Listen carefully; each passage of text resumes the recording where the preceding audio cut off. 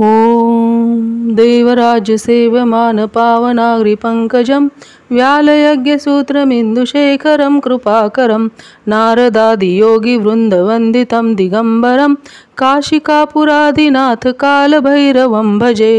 भानुकोटिभास्वरं भवाब्दितारकं परं नीलकण्ठमीप्सितार्थदायकं त्रिलोचनं कालकालमम्बुजाक्षमक्षशूलमक्षरं काशिकापुरादिनाथ कालभैरवं भजे। शूलटङ्कपाशदण्डपाणिमादिकारणं श्यामकायमादिदेवमक्षरं निरामयं भीमविक्रमं प्रभुविचित्रताण्डवं प्रियं काशिकापुरादिनाथ कालभैरवं भजे। भुक्तिमुक्तिदायकं प्रशस्तचारुविग्रहं भक्तवत्सलं स्थितं समस्तलोकविग्रहं विनिकण्वनमनोज्ञहेमकिङ्किनीलसत्कटी काशिकापुरादिनाथ कालभैरवं भजे। धर्मसेतुपालकम् अधर्ममार्गनाशकं कर्मपाशमोचकं सुशर्मदायकं विभुं स्वर्णवर्णशेषपाशशोभिताङ्गमङ्गलं काशिकापुरादिनाथ कालभैरवं भजे।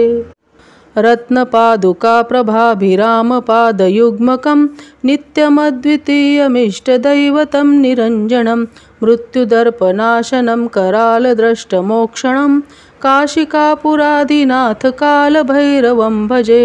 अट्टहासभिन्नपद्मजाण्डकोशसन्तति दृष्टिपातनष्टपापजालमुग्नशासनं अष्टसिद्धिदायकं कपालमालिकन्धरं काशिकापुरादिनाथ कालभैरवं भजे। भूतसङ्घनायकं विशालकीर्तिदायकं काशीवासलोकपुण्यपापशोधकं विभुं नीतिमार्गकोविदं पुरातनं जगत्पति काशिकापुरादिनाथ कालभैरवं भजे।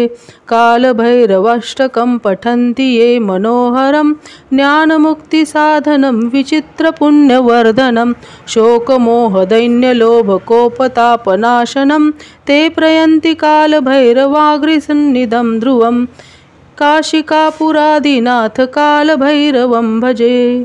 इति श्रीमद्शङ्कराचार्यविरचितं श्रीकालभैरवाष्टकं सम्पूर्णम्।